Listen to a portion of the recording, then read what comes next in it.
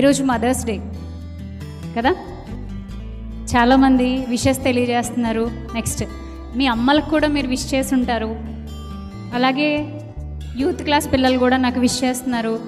చాలా సంతోషం. అమ్మని ప్రేమిస్తున్నాం అని చెప్పుకొని అమ్మ కోసం ఒక్క మదర్స్ డే రోజున మాత్రమే విషెస్ చెప్తే సరిపోద్దా?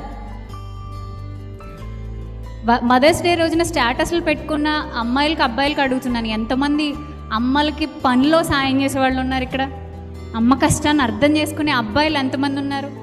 ఆడపిల్లలు అమ్మతనాన్ని చూసేవాళ్ళు ఎంతమంది ఉన్నారు కదా?